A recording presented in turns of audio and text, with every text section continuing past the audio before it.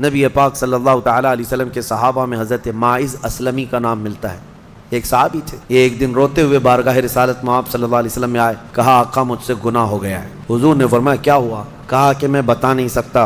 حضور نے پھر پوچھا بتاؤ تو صحیح کیا ہوا ہے؟ کہا بولتا ہوں تو منہ کو کلیجہ آ جاتا ہے، کلیجہ منہ کو آ جائے اس طرح کی چیز ہے میں نہیں کہہ سکتا۔ حضور نے فرمایا بتاؤ ماعز تمہارے لیے ہم ذریعے حل تلاش کر کے بتا دیں؟ انہوں نے کہا یا رسول اللہ مجھ سے زنا ہو گیا ہے۔ اتنا کہنا تھا، نبی پاک صلی اللہ علیہ وسلم نے اپنا چہرہ پھیر لیا۔ صحابی ہیں حضور کی، خطا ہو گئی میرے آقا لیکن آیا ہوں آپ کے دربار میں۔ جب حضور نے اپنا چہرہ پھیر لیا اب بچا کیا تھا؟ اب وہ رونے گڑ گڑانے لگے، قدموں میں گر گئے، اتنا روتے رہے اتنا روتے رہے۔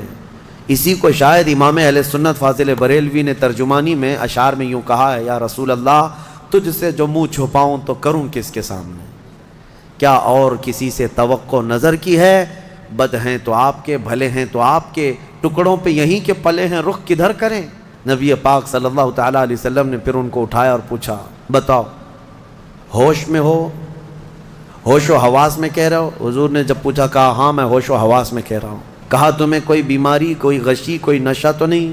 کہا نہیں میں ہوش و حواس میں کہہ رہا ہوں۔ 3 مرتبہ جب پوچھا تو انہوں نے اقرار کیا۔ صحابہ سے میرے آقا نے فرمایا دیکھو ماعز اقراری مجرم ہے، اسلام میں سزا ہے، یہ شادی شدہ ہے، لے جاؤ اس کو سنسار کر دو، سنسار کرو۔ خود میرے آقا صلی اللہ علیہ وسلم سزا میں تو نہیں گئے، صحابہ کے حوالے کر دیا۔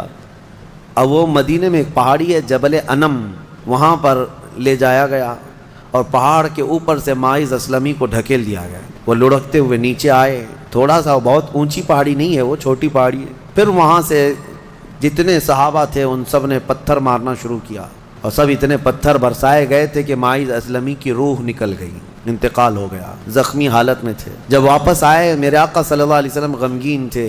اس وقت صحابہ سے پوچھ رہے تھے بتاؤ ماعز کے ساتھ کیا کیا تم نے؟ کہا حضور سب ان کو سنسار کر رہے تھے۔ ایک صحابی آگے بڑھ کر کہتے میرے ہاتھ میں اونٹ کی ہڈی تھی، وہ لے کر کے میں نے مارا تو ماعز کی کھوپڑی پر لگ گیا، خون کا فوارہ اچھل کر میرے بدن پہ آیا۔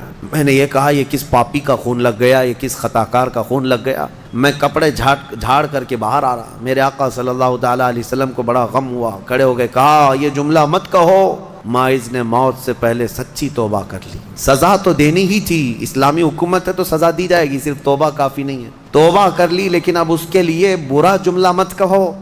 میرے آقا نے فرمایا اللہ تعالیٰ نے ماعز کی سچی توبہ کی وجہ سے جبرائیل کو بھیجا اور یہ فرمایا یا رسول اللہ آپ کے غلام نے ایسی توبہ کی ہے کہ اس کی توبہ کے عوض اللہ نے پورے مدینے والوں کی گناہ معاف فرمایا ہے۔